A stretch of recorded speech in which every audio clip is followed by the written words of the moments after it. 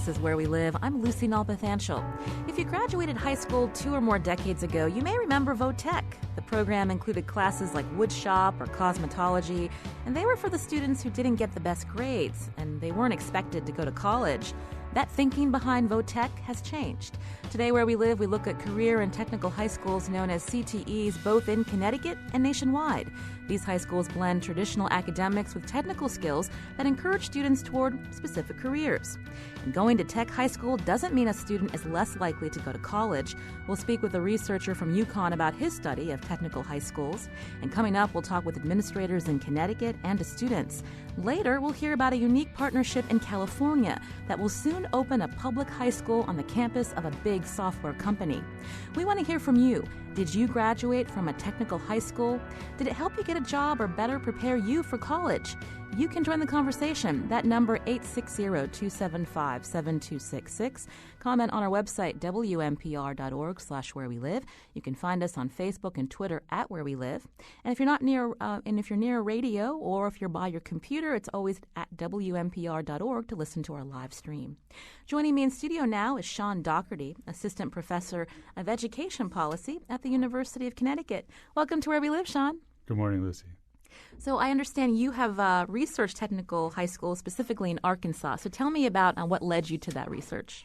Sure. So the long version is I was a high school teacher and assistant principal before becoming a professor. And so in some of that work, I taught students who attended our local technical school. And then as an administrator, I was the liaison to that local technical school. And I was impressed by the different level of engagement that some of my students who attended the technical high school seemed to have just in coming to school in general. They sometimes were students who had, lower lower grades or were less engaged in certain parts of school, but they really enjoyed going to the tech school. In fact, some days they came just so they could do that. And so when I made the transition to academic work, I had an opportunity to do some work initially in Massachusetts looking at technical high schools there. And from there, the interest has kind of blossomed. So the technical high school system in Massachusetts looks very similar to what we have here in Connecticut, but it's often tricky to understand how attending these schools impacts student outcomes, and some of that's a question of available data for researchers. And so to end up in Arkansas has a phenomenal data system, and it links across public schools, higher education, labor market data, all the sorts of things you'd want to know if you were studying technical education. And so I was able to partner with the Arkansas Research Center at folks in Arkansas, as well as the Fordham Institute in Washington, D.C., to cobble together the data and opportunity to look at impacts there. And before we find out more about that study of Arkansas career and technical high schools, you mentioned again that you had taught at a tech school and were assistant principal. Was this in Connecticut? No, so I was actually at a traditional comprehensive high school just outside of Philadelphia, Pennsylvania, where I'm from originally, and the technical high school was shared by 5 different school districts. And it just happened to be on our campus. So students would walk between the technical high school and our comprehensive high school, doing their academic coursework in one place and then their technical coursework in the other. And this kind of split model is similar to what is in place in many states, though different than what we have here in Connecticut. So when did that shift happen between our idea of VOTech, like when I was in high school there was the VOTech track, to this idea of technical high schools? Where did that shift happen or when? So some of these high schools have been in place for a very long time. So for instance, in Connecticut and in Massachusetts and in New York City, there have been schools around for 40 years. However, there's been a recent kind of resurgence now in the mid-'90s when public education was getting the kind of first standards movement, thinking about creating even standards at the state level. Career and technical education was thinking about becoming career and technical education, making this shift from thinking about vocational education and traditional trades only to expanding to more fields of study and to really emphasizing the extent to which there was this interplay between academic preparation and technical preparation and putting folks on career pathways. And so some of that evolution kind of started in the certainly in the 90s and then over the last, I'd say, 5 to 10 years has been seeing an even greater resurgence. There's been massive growth in these high schools in New York City. The a lot of investment in these high schools in Massachusetts and Connecticut, and refurbishing schools and expanding and adding programs that are really much better aligned to the economy of the 21st century and the economy of our region. So you studied the Arkansas system. What did you find down there? So in Arkansas, we found that students who participated in career and technical education in high school were more likely to complete high school. They were more likely to have a job when they finished high school, and they were no less likely to go on to college than similar students who did not participate in technical high school. And that kind of bucked the conventional wisdom that students who participated in technical education would be much less likely to attend college. And it seemed like there was, in fact, no difference. The other piece that we found, and I think this is important, is consistent with other research, is that wages were higher among students who went to a technical high school and were concentrated in a particular area, which meant that as they were going to college or as they were working only outside after high school, they were earning higher wages on average 3 to 5% than similar students who didn't have that training. So it shattered the misconceptions we have that if a student is going to a particular school learning a trade in high school, that means that they're probably not going to go to college. You found that was the opposite in Arkansas. Right. So it wasn't they weren't more likely to go to college, but they were no less likely. And we saw that the 2-year college kind of pathway was the kind of dominant one among students who are in technical high schools, and that's consistent with what we see in relationships between high schools and community colleges. There are kind of explicit articulation agreements to help students transition from high school programs to similar or related college programs at community colleges. I'm speaking with Sean Doherty, Assistant Professor of Education Policy at the University of Connecticut. Today, where we live, we're looking at technical high schools in the state and nationwide. If you have a question or comment, 860-275-7266. Did you go to tech school, and how did that help you when you graduated? Whether did you get a job pretty quick, or did you go on to college and it helped you connect to another career with high wages? Again, you can give us a call, 860-275-7266. Sean, you now are obviously in Connecticut. I'm curious, you mentioned that Connecticut actually has a technical high school system, and you mentioned Massachusetts. How rare is that to have a whole high school system built up? So in Connecticut, it is a true system in the sense that there is a connection, a central administrative body and coordination. Even though the schools run largely independently, there is some coordination across the schools. And that's extremely rare. In fact, I don't know of another state that has a system that's that well integrated. The Massachusetts system is there technical high schools that are standalone. Every student who attends that high school participates in some form of career and technical education, which is unlike a traditional comprehensive school where maybe some courses are offered, but not everyone there is studying something in CTE. And Massachusetts and Connecticut are 2 of maybe 4, possibly 5 states, along with New York, New Jersey, and Tennessee, that have these CTE dedicated high schools at all. And what do we know about the students in Connecticut and what their outcomes are? I understand that you're going to be doing a new study. Yes, so I'm excited to be able to answer that question. Right now, I'd say that descriptively, so if we look at graduation rates. For students in technical high schools in Connecticut, they're definitely well in excess of what the average graduation rate is for a high school in Connecticut. And that suggests that maybe the technical high schools here are doing something similar to what I found in Arkansas, engaging students in different ways and helping see them through to the completion of high school and then possibly on to college. Because there's more interest in these schools in Connecticut than there are available seats, that provides a particular kind of analytic opportunity to really know kind of the cause and effect relationship between being offered a spot and attending one of these schools and having applied and not then getting one of those seats. So I do have a government grant from the Institute for Education Sciences to study this over the next 4 years, and so we're excited to get our hands on the data and see what's happening here. And how has the explosion of technology in the last 10, 15 years, how has that shaped how technical high schools are helping students go towards a specific trade? So it's no longer about just cosmetology and wood shop and machine shop.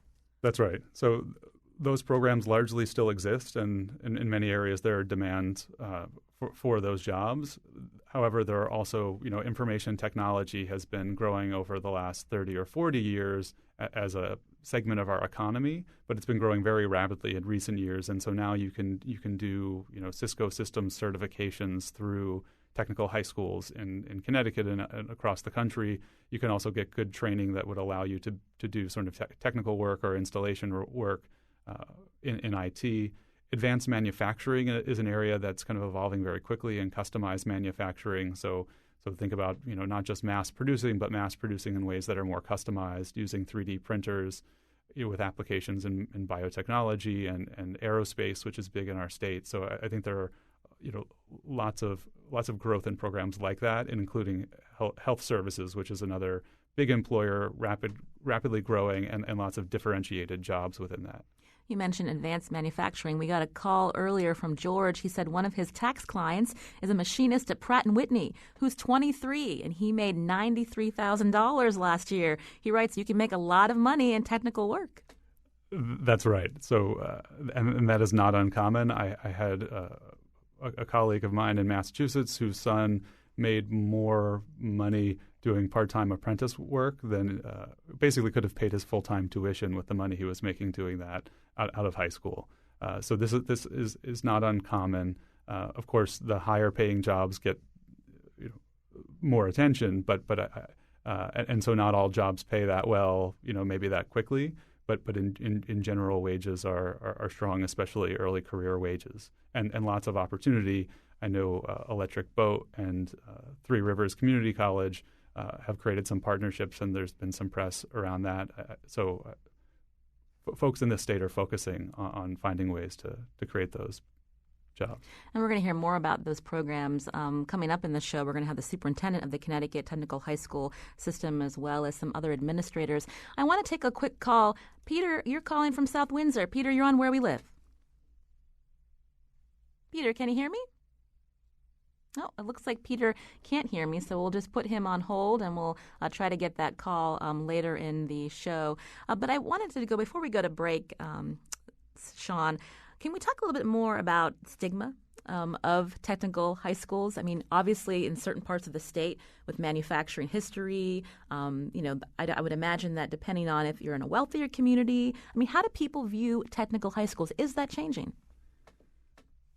I hope so. But I think it's changing at different rates in different places, right? So as you mentioned, in higher income areas where kind of going to college is the norm and the expectation, I think that there is probably still a stronger stigma. And some of that we can see with certain communities are just much less likely to send their students to technical high schools, whereas traditionally, working class or middle class areas or areas that, kind of recognize the opportunity for upward mobility via kind of early higher wage employment, it's more common to engage in technical high school participation. And I think that's a longstanding trend. However, I think because now there are so many more programs that are college aligned and have clear college pathways, we do see some shifts on the margins. So, I mean, I think it's a slow march, and I think some areas will still be or are more resistant to kind of putting that on the table as a viable option.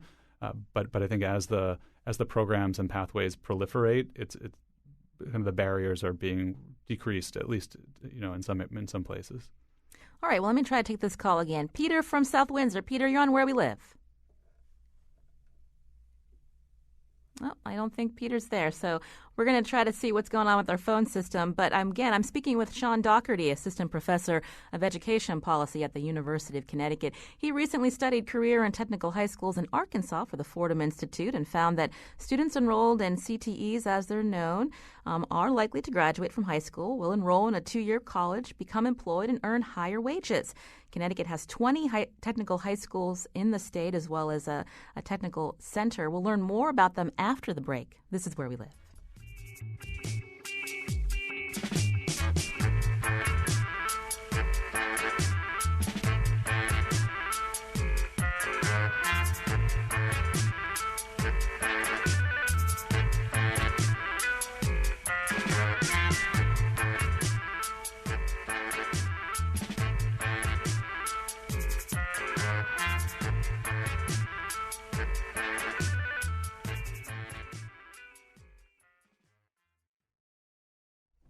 This is Where We Live. I'm Lucy Nalpathanchel. There are traditional high schools, and then there are technical high schools. Today, school districts across the country are moving away from this old model of VOTech to technical high schools, which blend academics with technical skills to better prepare students for careers and college. In Connecticut, there are 17 technical high schools, in addition to a technical education center and 2 aviation maintenance programs. To tell us more about the tech schools in Connecticut, I'm joined in studio by Dr. Nivea Torres, Superintendent of Connecticut Technical High School System. Welcome to Where We Live. Good morning. Thank you for having me, Lucy. So tell us about the technical high school system. How many schools there are and how students are learning to go towards specific trades in these schools.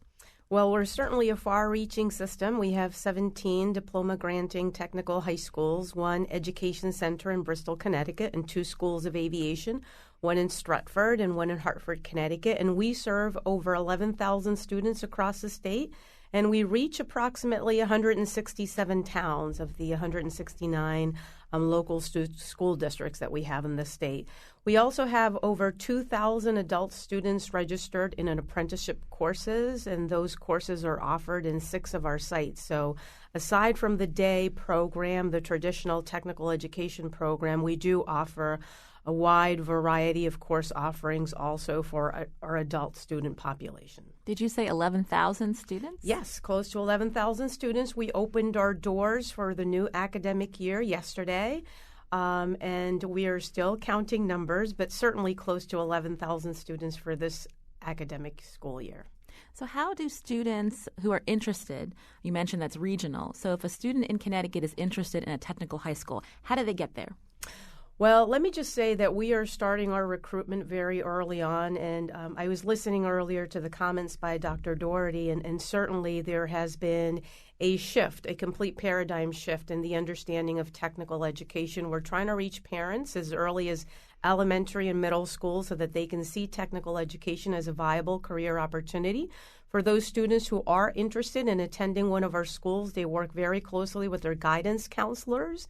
We do active recruitment, so all of our directors of school guidance and guidance counselors and principals and students actually go out and they recruit in local towns, and that's something that happens all throughout the fall. We start recruiting for the upcoming school year. So anyone who's interested would work very closely with their guidance counselor to submit an application. So it's very competitive. It is, and we get over 6,000 applications for approximately 3,000 seats, and that's one of the reasons why we're partnering with UConn and working very closely with Dr. Doherty to really understand the impact of the students who apply to our technical high school. Do they have an interest and an aptitude, and really what leads them to be successful once they attend our program? And, we were talking about this idea of VOTech and the idea back when I was in high school, and I don't want to say when I graduated, but, well, obviously the students who were in VOTech were, they were the ones that maybe didn't get the best grades. And there wasn't an expectation that they would go to college. That's no longer the case? That is no longer the case, and I'm really excited to talk about that. As Dr. Doherty was saying earlier, that shift really started in the 90s when we were really looking at standards-based education for all areas, including career and technical education. We started shifting from calling ourselves vocational to now career and technical education. So traditionally in the past, when you think about maybe your father or your grandfather's woodshop class, there was a focus on job-related skills, hands-on activity, and really the paradigm shift now has really been to focus more on theoretical content to make sure that our students have a wide array of coursework when they come to us, that it's very rigorous, and that they have an understanding of literacy and numeracy. We want to make sure our students are literate and have the aptitude to go on to college if that's what they wish to pursue. And, it's interesting. The reason we wanted to do this show is, there's such an emphasis in recent years about standards in high school. And so often we hear about students who are graduating, but when they get to college, they still aren't ready for college. They have to take remedial courses. And so with technical education, the way that you're preparing students, do you see that that's less likely, that they're the ones that are on par to get that job and to move on to a higher education? We do. Let me just say I visited one of our schools yesterday, Oliver Wolcott, in Torrington, and I met a young man who is actually has taken all of the math courses that we offer at the technical high school, and he's now enrolled in college-level courses. He's taking some math courses and taking some challenging skills that I think would be difficult for some of us. He's already finished Calculus 1 and Calculus 2. And that's really exciting for us because in the past, I think some parents would not see us as an option for their student if they were excelling in mathematics, and we're able to offer that now. Let me just also add that close to 45% of our students go into some form of post-secondary education, like Dr. Doherty indicated. That's normally a 2-year college. We have a very close relationship with the Board of Regents and the community colleges across the state and the university, the statewide university system. So many of our students go into that. About a third of our students go into the workforce. We have anywhere from 6 to 7% that go into the military, about 7 or 9% that go into work and study as well. So that really gives you perspective of the wide variety. We like to see ourselves as a district of opportunity, and we know that we're really fulfilling that when we look at our numbers. And our numbers are also reflective of the findings in the Arkansas study when you talk about success.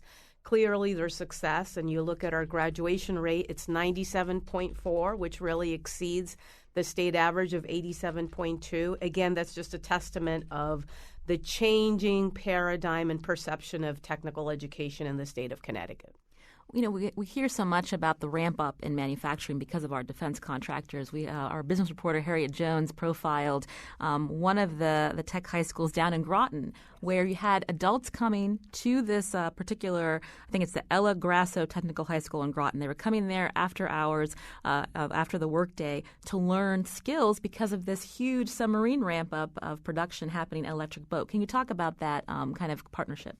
This is probably one of the most exciting partnerships that we have right now. We actually had a ribbon-cutting ceremony for our new state-of-the-art welding lab back in June, very early in the summer. This is our partnership with Electric Boat, with Three Rivers Community College, with a coalition of manufacturers from the eastern corner of the state. Three Rivers Community College is actually going to be using our lab to train adult students who will be working at Electric Boat. We are providing the location. We are providing the facility, certainly partnering with them in terms of the coursework that's being offered. But this is huge for us, and it's really a testament to the state's investment in making sure that all of our facilities are up to par and meeting business and industry demands. It's an over $2 million investment in terms of the upgrade to an opening of the welding lab, and I would certainly welcome anyone to come and visit. It's truly state-of-the-art, and I think it will really provide a lot of much-needed training in that area of the state. We're getting a tweet now to Where We Live from Jonathan. Do tech high schools also teach entrepreneurial skills? He wrote, my arts magnet high school and four-year college lacked that valuable training. We certainly do, and that's something that we want to continue to focus doing and making sure that students have exposure to that, but we certainly encourage that. We know that there are a number of our students who, once they leave us, they want to start their own business. They want to be able to live and to thrive in the state of Connecticut, so we certainly encourage that. That's actually something that we also partner very closely with a number of community colleges who offer those courses and who assist with the content that we deliver. This is Where We Live. I'm Lucy Nalpathanchel. Today we're talking about the future of career and technical high schools and education, not only in Connecticut, but also nationwide. In studio with me is Sean Doherty, Assistant Professor of Education Policy at the University of Connecticut. Also, Dr. Nivea Torres, Superintendent of Connecticut Technical High School System. She mentioned earlier there's 17 technical high schools that actually where students can earn diplomas. And we'd like to take your call. We're having a little problem with our call system. So if you want to tweet a question or comment, that's at Where We Live on Facebook or Twitter at Where We Live. Sean, I wanted to turn back to you in terms of talking about the Connecticut system. You know, you mentioned earlier, and I think Dr. Torres could also add to this, about the interest in the technical high school system. There's more interest than available seats. We know that Connecticut is having some budget problems. Governor Malloy has proposed a percentage cut, 5 to, I think, 7% in the technical high school. How does that impact the mission and the effectiveness of the system when you have these budget constraints. Do you want to start, Dr. Torres? And I'll lean over to Sean for some analysis. I'll be happy to start with that. Let me just say that exercise is not only applicable to the technical high school system, but to a number of state agencies. And we certainly understand the state's fiscal situation. I think that for us as a system, we see that really as an opportunity, and an opportunity to look at ourselves internally, to look at our programs and services and determine how can we continue to offer our core mission and be more efficient in doing so. And that's certainly the exercise that we've engaged in. I do want to point out that it's important for folks to know that over the past 5 years, the state has made a significant investment in these technical high schools, and I think that that's something that we need to balance. There are about 5 schools that we've been able to renovate in a span of 3 years. There's the welding lab that we just opened in June at L.T. Grosso in Groton. Last year, we opened a manufacturing shop in Bridgeport, Bullard Havens, Connecticut, as a result of the request from the New Haven Manufacturers Association in that particular area of the state. So I think we need to balance that out. And finally, there's a 5-year, $10 million investment for the state to expand, to renovate all of our manufacturing shops. So there's certainly the commitment there. We understand the current state situation, and we're really working to see that as an opportunity to continue to refine our programs and services. So Sean, you're aware of the budget problems, because there is this emphasis on technical high schools. Do we see that there is more investment in them nationwide?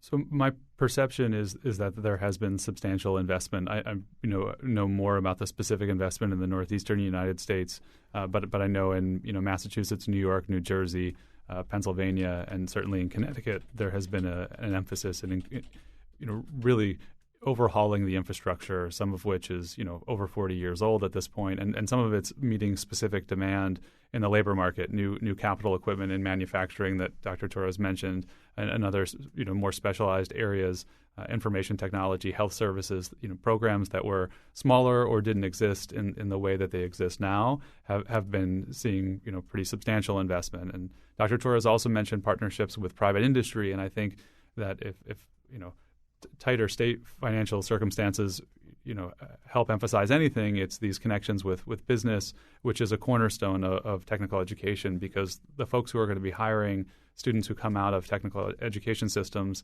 are the ones who know best what skills they need, what equipment they need to be using, and what jobs are available. And so perhaps in times when the state finances are not as flush, we can rely more on these investments over the last decade that have been made and creating longstanding benefits for the school system, and then also use this as an opportunity to focus on business partnerships and find ways to really innovate and tighten those relationships as well. Dr. Torres, earlier you mentioned that there are still classes that students can take, such as wood shop and machine shop, cosmetology. When they take these courses, how often are those students then going on to a 2-year or 4-year program, or are they getting connected to jobs after they graduate? They are getting connected to jobs. Let me just say we have over 30 different career pathways statewide. There are a number of schools who have anywhere from 10 to 13 career pathways on site at each of the buildings. Our programs are really that. There are programs that lead to nationally recognized credentials.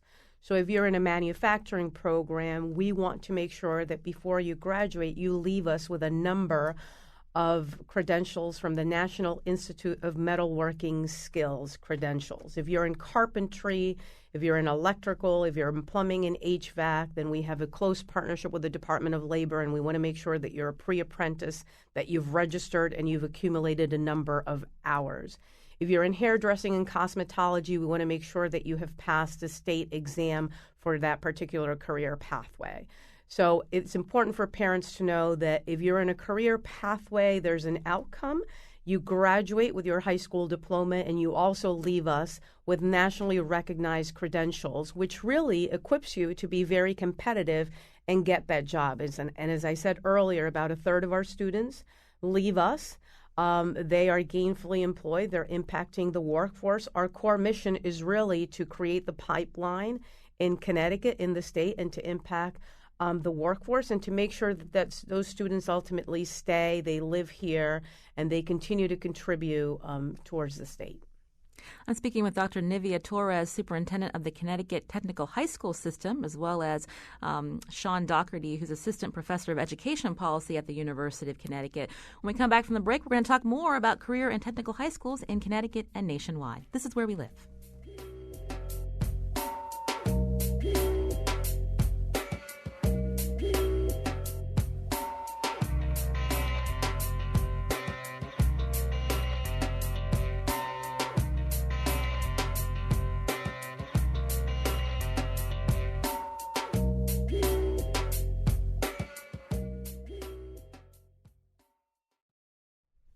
This is Where We Live. I'm Lucy Nalpathanchel. Today we're talking about career and technical high schools in Connecticut. And on the phone with us now is David Teleska, principal of Canor Technical High School in Waterbury. David, you're on Where We Live. Good morning. It's a pleasure to speak with you today. I always love talking about our school and our system. Tell us about your particular school. Well, Canor Tech is located in Waterbury. However, we service all of our surrounding towns from as far as Southington to Southbury, and as far north as Thomaston, as far south as Naugatuck. It's a fantastic school with 800 highly energetic and focused students, and we focus on both as your conversation was. We focus on both academics and trades. Tell me about how many students are there, and how many of them are going towards a particular. Is there one particular trade that you find more students are interested in at your high school? Well, we have upwards of 750 students in 12 different trades. And what we find is that we have a balance of students entering a variety of our trades. We certainly have our biggest trades are culinary. Our manufacturing is very popular. And also we have precision machining, mechanical design and engineering, and our new trade is information systems technology. And all of those are very popular trades. Hey, David, we hear often from the manufacturing world that students that are graduating high school often don't have the right skills to get particular manufacturing jobs. How are you preparing your students for those jobs? Well, we have a very, I think, a very coherent and a very rigorous curriculum in the area of manufacturing, what we call mechanical design and engineering. What we find is our students not only have a rigorous academic curriculum, but they do have a rigorous trade curriculum. In addition to what they learn in class, they're working in the trade in our shop, and when they're juniors and seniors, many of our manufacturing students are out on what's called work-based learning, where they're actually working in the field as part of their work, but they also get their their credit for it. So the majority of our mechanical design and engineering students, when they graduate, most of them have some sort of position that they could slide into as a permanent position if that's what they would like to do. They're highly in demand. The Waterbury area, specifically, it's a manufacturing town, and so our students are in very, very high in demand. I'm hearing that technical high schools in Connecticut have actual working restaurants and car repair shops. Tell us about that. All of our trades are they're working trades. So, for example, if you wanted to put an addition on your house, our students would go out and do the carpentry, and they would do the electrical, and they would do the plumbing. If you want a gourmet meal for $6, come down every Wednesday, Thursday, and Friday at Canor Tech, and it's an open restaurant. And our students do everything from take the orders to cook the food. And so all of our trades have that working component to them. I want to take a call now. Maxwell is calling Where We Live from Wallingford. Maxwell, you're on the show. Hi, thank you for taking my call. I graduated from Wilcox Tech in 2005. My question is, would you say that the number of hours that students are spending in their trade and technology areas, has that remained constant over the last decade, or has that increased or decreased? All right, well, that's a good question. I'm going to pose that first to our principal and then to our superintendent. David, did you hear the question? Yes, I did. I've been in this system. This is my 6th year, and the amount of time has been consistent. Our students, if you think about a traditional 180-day school year, our students spend 90 days in trades, and they spend 90 days in academics. And so that's been consistent during my time here. And that is the same statewide for us as a district. We really try to balance that, and really focus on the trade technology and the rigorous academic curriculum. But I can say that statewide, that is certainly the expectation that we have. And how do you attract female students to technical high schools? Because, again, there's lots of misconceptions out there. Maybe we assume that only male students would be interested in the technical high school track. So tell me, Dr. Torres, are there as many female students as male in the schools? Well, for this school year, we have approximately 58% of students that are male, and that's still changing. As I said earlier, yesterday was our first day of school, and approximately 42% of them are female. Those demographics can certainly change by location, by site. We have done a concerted effort to really rebrand ourselves as a system and also to rebrand our materials so that we make career pathways very attractive to females. So if you look, for example, at the cover of our strategic plan, we have the face of a young lady who really represents the face of manufacturing in the state. If you look at a number of our, again, print material, we have young ladies in areas where they would not traditionally see themselves, on the roof of a home, setting the roof, doing carpentry, doing electrical work, doing HVAC work.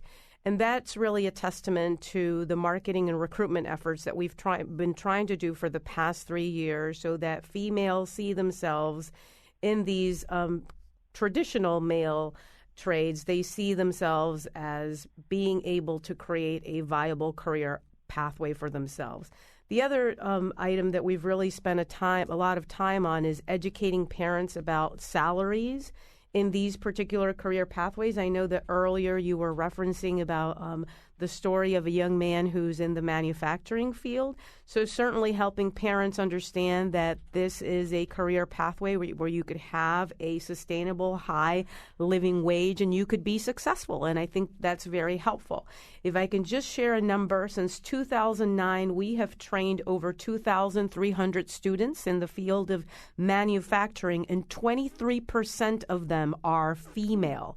That is huge for us statewide and as a district because 5 years ago, we would certainly not see that trend.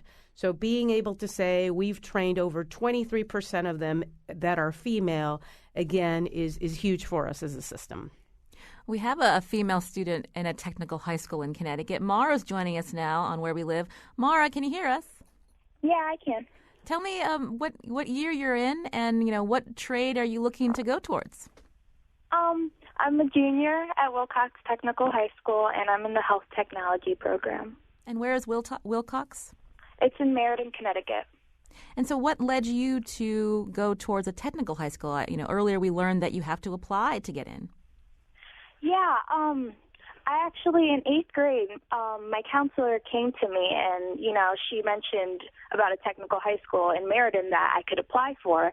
And she told me that they're really looking for students who are involved in school and very much thinking about the future. And she thought that would be a really good choice for me. So I applied and I got in. And so when you graduate, you've got another, this year and next year, what do you hope to do? Well, I'm actually hoping to attend college right after high school. And what career path? I want to look into anesthesiology and getting a bachelor's degree in biology. And so when people learn that you're at a technical high school, are there misconceptions about students like yourself?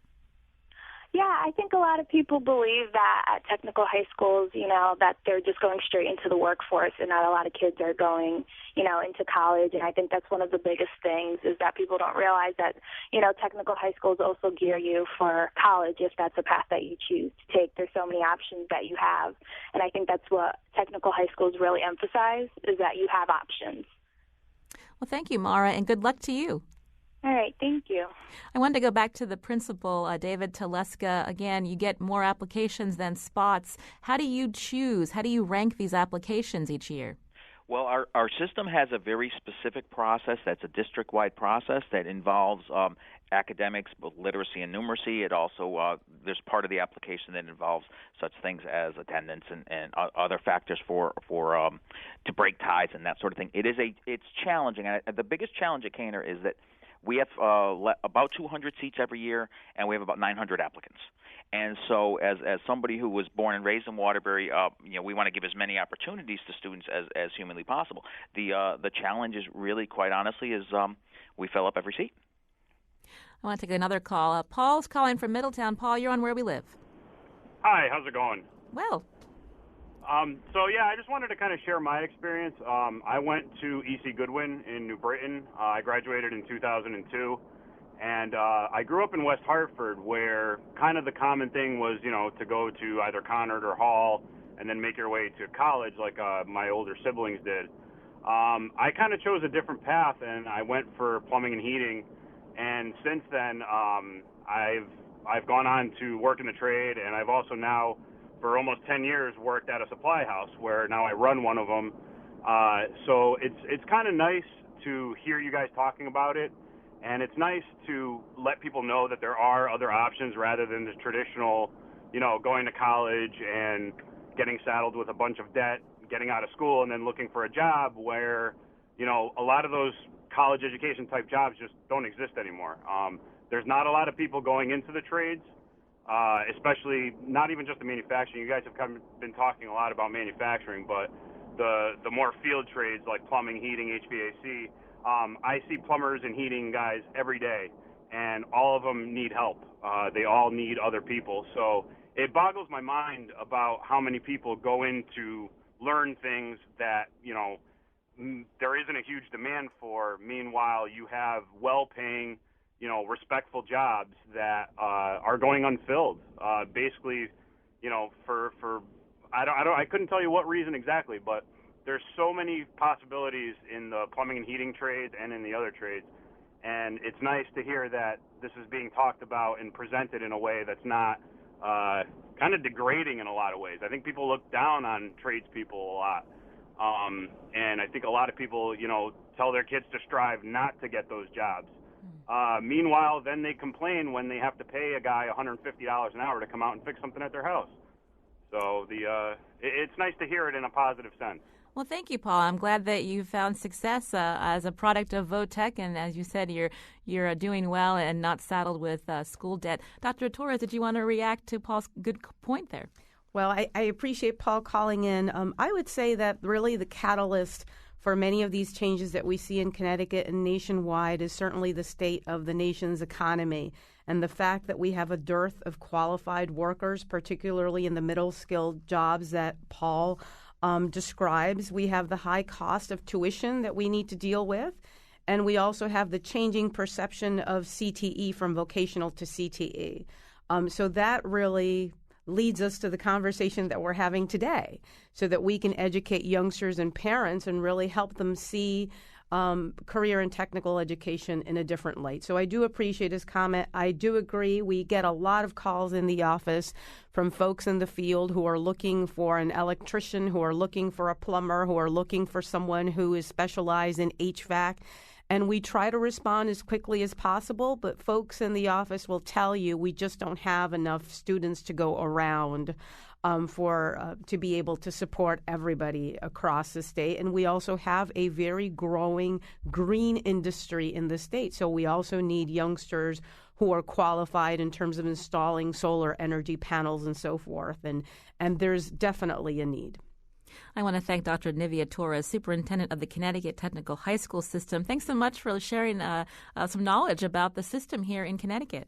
Thank you for having us, and we invite anyone who's interested to come and visit any of our sites. We'd love to have you. Also wanted to do a quick thank you to David Teleska, principal of Kenor Technical High School in Waterbury, Connecticut. We wanted to shift now to an interesting concept over in California. A guest, Ken Montgomery, is joining us by phone. He's co-founder and executive director of Design Tech High School in Burlingame, California. Ken, you're on Where We Live. Good morning. It's great to be here. And thank you for getting up so early and to join us. Yeah, it's all right. School starts early. I'm ready to go. So tell us about Design Tech and this idea of siting a public high school on the campus of a big software company. Yeah, so we're a 9 through 12 high school. We're in our third year of operation. And it wasn't that we set out to say, well, let's start a school and put it on a corporate campus. But in 2014, we met with people, Colleen Cassidy. She's the executive director of the Oracle Education Foundation.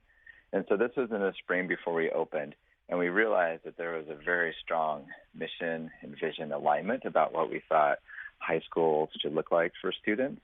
And so at that time, in that fall, we were going to be located in co-locating in half a hallway in another high school. And OEF and Oracle, so Oracle Education Foundation and Oracle, realized that this was our program had a lot of promise, and one of the biggest obstacles we had was finding a place to call home. And so that started the process of them working with us and our students, our parents, the architects to build a building on their campus is really custom designed for our vision of education. And so the actual high school design tech that's opening on Oracle's campus, that's going to be in 2018. But who are the students that are going to be able to go to this school? And are they going to be the typical ones that you would see working at a software company in 5 to 10 years? No, not specifically. We're not separate from Oracle, but we do have autonomy. So we're not necessarily, it's not necessarily the Oracle say, well, let's open up a school and find somebody to run it. You know, we've been working with the design school, the D School at Stanford, to teach students design thinking. And so our students are going to graduate with the skills that I think would make them very attractive employees to Oracle, but also attractive employees to a lot of companies.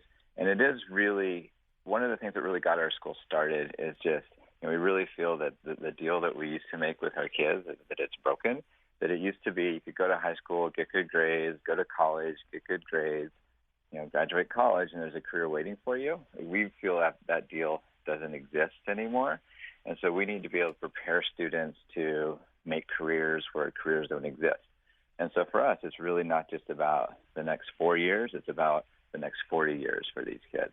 And so Oracle believes that those same skills and that same entrepreneurial mindset, of course, they would make great employees for Oracle, but it's not necessarily just a training ground to work at Oracle.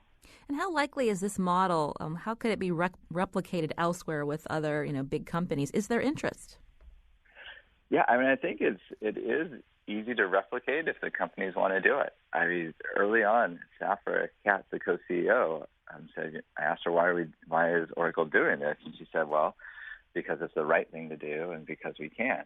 And so any corporation can do this. I mean, any place has, even if it's not custom designing a building, that they might have some office space that they could incubate a school in or be a home for a school. And we really hope that this is a model. I mean, Silicon Valley does lead the way in a lot of areas, and so we hope that other companies around the country would look at this and say, that is something that we can do too. I want to turn back to our researcher in studio, Sean Dougherty, Assistant Professor of Education Policy at UConn. Interesting idea, public-private partnership, citing a high school on the campus of this software corporation. Can you talk about, is this the trend that we may be seeing in the next 5-10 years? It'll be exciting to see. I don't know of other instances where the high school is actually on the campus of the business, but certainly there's been an increased number of partnerships in sponsoring high schools. IBM has been partnering with P-Tech High School, first in Brooklyn and now a number of schools across New York State. And then there was certainly precedent in health services, hospital partnerships, sometimes in very specialized industries like the movie industry and entertainment. So certainly, as the guest mentioned, there's certainly lots of opportunity and there are lots of resources in places like Oracle or other large companies. And I think increasingly these companies 50 years ago used to do these sorts of education programs on their own sites for folks they had already hired. So it's possible that this could be a new way of kind of reinvigorating those programs that had largely gone away in creating these partnerships between the public sector and the private sector. Well, I want to thank Ken Montgomery, co-founder and executive director of Design Tech High School in Burlingame, California, opening in 2018 on the campus of Oracle, a big software company out there in Silicon Valley. Also, Sean Dougherty, assistant professor of education policy at UConn. An interesting hour. We want to continue this conversation on our website, WNPR.org/wherewelive. You can also go to Facebook and Twitter @wherewelive. Thanks to Lydia Brown and Jeff Tyson. Our technical producer is Kyone Wolf. Executive producer is Katie Tolarski. I'm Lucy Nalpathanchel. Thanks for listening.